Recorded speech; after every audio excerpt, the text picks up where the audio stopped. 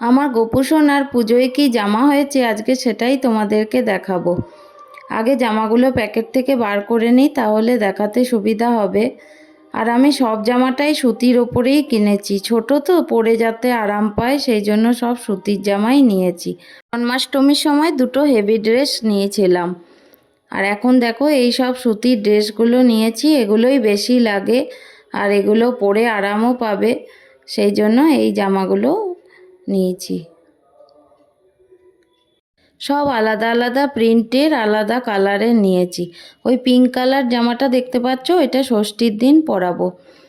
আর একটা এই যে ধুতি নিয়েছি, সাদার ওপরে ধুতিটা নিয়েছি, এই ধুতিটা অষ্টমীর দিন পরাবো।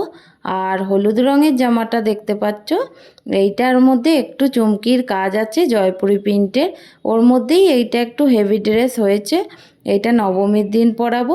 আর এই সাদা জামা প্যান্টটা, এটা ও জন্মাষ্টমীতে গিফট পেয়েছিল, এটা সপ্তমীর দিন পরাবো। হ্যাঁ, আর এই যে আকাশি রঙের যে জামাটা দেখছো, ওর মধ্যে সাদা লেস লাগানো, এই জামাটাও খুব সুন্দর দেখতে না, এই জামাটা দশমীর দিন পরাবো। দেখো এই সাদার ওপরে যে জামাটা নিয়েছি, ওইটা ওই রাতে শয়ন দেবার সময় পরাবো বলে নিয়েছি। আর প্যান্টও নিয়ে নিয়েছি, তিনটে প্যান্ট নিয়েছি, লাল, সবুজ আর একটা ঘিয়ে কালারের। আর একটা হলুদ প্যান্ট দেখালাম, ওইটা তো জন্মাষ্টমীর প্যান্ট, একদিনই পরেছে। আর জামাগুলো দেখো আমি সব ঝুড়ির মধ্যে রেখে দিচ্ছি, এটা আমি সামনেই রাখবো আর রোজ আমার পরাতে সুবিধাই হবে। যেদিন যেটা পরাবো আমি কিন্তু জামাগুলো সেভাবেই পরপর গুছিয়ে নিচ্ছি, তাহলে আমার পরাতে সুবিধা হবে, বারবার ওগুলোকে নিয়ে খুঁজতেও হবে না, ঘাটাঘাটিও করতে হবে না। আর প্যান্টগুলোও আমি এই ঝুড়িটার মধ্যেই রেখে দিলাম। আর কিছু যে ডেলি ইউজের প্যান্ট আছে, যেগুলো আগে থেকেই আছে, সেইগুলো দেখো আমি এই ছোট্ট বক্সটার মধ্যে সব সাজিয়ে রেখে দিচ্ছি। ছোট ছোট প্যান্ট তো, সেই জন্য এই ছোট্ট বক্সটার মধ্যেই কিন্তু এগুলো ধরে যায়। আর প্যান্ট খুব হারিয়েও যায়, তাই আমি এই বক্সের মধ্যেই এখন রাখি, আগে আমি এভাবে রাখতাম না, এখন এভাবে রেখে দেখেছি বেশ সুবিধাই হয়।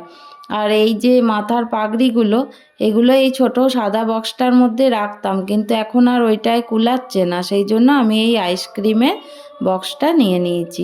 এই আইসক্রিমের বক্সটা মধ্যে আমি সব পাগড়িগুলো রেখে দেবো। দেখো বিভিন্ন কালারেরই পাগড়ি আছে, হলুদ, সবুজ, যখন যে ড্রেসটা পরে তখন সেটার সঙ্গে ম্যাচিং করে পরানো হয়। হালকা গোলাপি, রানী কালার, অরেঞ্জ সবই আছে। আর শুধু সাদা পাগড়িটা ছিল না, এবছর জন্মাষ্টমীতে তো তোমরা দেখেইছো, আগে সাদা ড্রেস কিনেছিলাম, তার সঙ্গে সাদা পাগড়ি নিয়েছিলাম। আর বাঁশিগুলো একটা প্যাকেটের মধ্যে আমি ভরে দিয়েছি, তাহলে এগুলো কিন্তু কালারটা চট করে ফেড হয়ে যায় না, সব এক জায়গায় রেখে দিলাম। পুজোর সময় আমার কিন্তু এগুলো পরাতে সুবিধা হবে। আর ছোট্ট একটা ক্রিমের কোটো নিয়েছি, এগুলো কিন্তু আমরা সচরাচর ফেলে দিই, কিন্তু ফেলে না দিয়ে যদি আমরা এরকমভাবে এগুলো আবার বিভিন্ন জিনিস গুছিয়ে রাখি, তাহলে আমাদেরই নিতে সুবিধা হয়। এই বালা, হার এগুলো কিন্তু খুব হারিয়ে যায়, এবং যখন ড্রেস পরানো হয় গোপুসোনাকে, তখন কিন্তু ম্যাচিং করে আর খুঁজে পাওয়া যায় না, কোনটার সাথে কোনটা সব মিশে যায়। সেই জন্য আমি এগুলো এই ছোট্ট ক্রিমের কৌটোটার মধ্যে হাতের বালাগুলো রেখে দিলাম। এবার যখন যে ড্রেসটা পরবে তার সঙ্গে নিয়ে নিলাম একটা হলুদ রঙের ছোট্ট কৌটো, এটা হলো স্ক্রুর কৌটো, সেটাকেও আমি ধুয়ে আবার ইউজ করছি। এটার মধ্যে আমি হারগুলো সব গুছিয়ে রাখবো। হারগুলো গুছিয়ে রাখলেও ওই একই রকম জামার কালার অনুযায়ী সব সঙ্গে সঙ্গেই পেয়ে যাব। আর এই যে স্টোনের হারগুলো না, এগুলোর কালারগুলো চট করে নষ্ট হয় না এভাবে যদি রাখা হয়। আর প্যাকেটের মধ্যে ভরে রাখলে তো, রাখতে পারলে তো আরোই ভালো হয়, খুবই ভালো থাকে। এই হারটা দেখো, এই স্টোনের হারটা কি সুন্দর। এগুলো যদি এভাবে পরপর সব সুন্দর করে সাজিয়ে রাখা হয় না, তাহলে খুব ভালো থাকে, সেই জন্য আমি এভাবেই রাখি। আগে আমি এভাবে রাখতাম না, কিন্তু পরে আমি এভাবে রেখে দেখেছি, এভাবে রাখাই সুবিধা।